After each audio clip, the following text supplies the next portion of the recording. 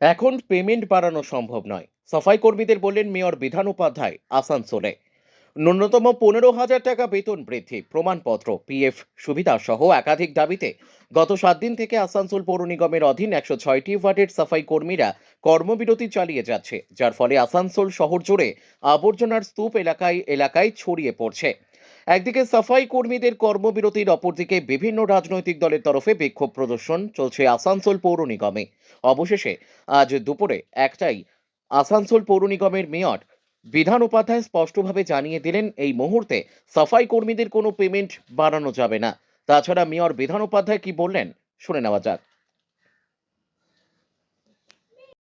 কিন্তু ওই সাফাই কর্মীদের বিষয় না হলো মানে ওদের যে ডিমান্ডগুলো আমাদের অলরেডি গত বছর যেটা বোর্ড মিটিং মানে ওদের সাথে মিটিং হয়েছিল, মিটিং হওয়ার পর আমাদের বোর্ড মিটিংও সেটা হয়েছিল যে পেমেন্ট বাড়ানো হয়েছিল। পেমেন্ট বাড়ানোর পর পিএফটাও দেওয়ার ছিল।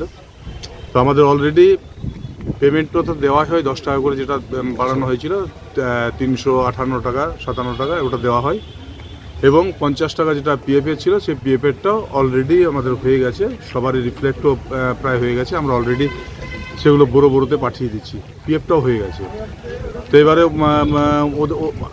আর ছিল আমাদের যে এখন 2 বছর কোনো পেমেন্ট বাড়ানো যাবে না, যতদিন না আমাদের কর্পোরেশনের ফাইন্যান্সিয়াল কন্ডিশন ঠিক থাকে, বা 2 বছর কোনো বসা যাবে না। তারপরেও ওরা স্ট্রাইকটা করেছে এবং আমরা চাইবো, এবং আমরা এখন যে পরিস্থিতি আছে আমাদের পেমেন্ট বাড়ানো কোনো সম্ভবই না। তো ওরা কি মানবে যে আপনারা যেটা বললেন, ওরা তো দাবি করছে পেমেন্ট বাড়ানোর জন্য? না মানলে আমাদের কিছু করার নেই, কারণ আমরা যেটা পারবো না করতে সেটা তো আমরা মাথায় চাপ নিতে পারি না। আর কোনো পশ্চিমবঙ্গের কোনো কর্পোরেশনের নেই যেখানে 358 টাকা পেমেন্ট এবং 50 টাকা পিএফ, মানে 407 টাকা পেমেন্ট দেওয়া হচ্ছে। আপনি যে পরিষ্কারভাবে বলছেন যে আমরা টাকা বাড়াতে পারবো না, ওরা বলছে 15,000 টাকা, কাজ করবে না, তাহলে এই জঞ্জাল পরিষ্কারের কি অন্য কোনো উপায় দেখেছেন? যদি কাজ না করে ব্যবস্থা চলছে, নিশ্চিতভাবে হবে, কারণ আমরাও চাইবো, কাউকে হাঁটাতে চাইছি না, তাই এখনও আমরা সিদ্ধান্ত নিইনি পুরোপুরি, কিন্তু আমরা প্রসেসে রয়েছি। না, অন্যদিকে কংগ্রেস তো আবার ঝাঁটা নিয়ে নেমে গেছে আজকে ময়লা পরিষ্কার পরিষ্কার করতে। নেমেছে খুব কংগ্রেস। খুব ভালো উদ্যোগ। আমি শুভ বুদ্ধি সম্পন্ন সবাইকে বলবো, নিজের বাড়ির সামনেটা নিজেরা পরিষ্কার করা একদম ভালো, কারণ মানুষের ভরসায়, মানে আমরা এত টাকা দেওয়ার পরও যারা কাজ করছে না, বা প্রতিটি বাড়িতে যারা কাজ করে তাদেরকেও সবাই দেখেছে।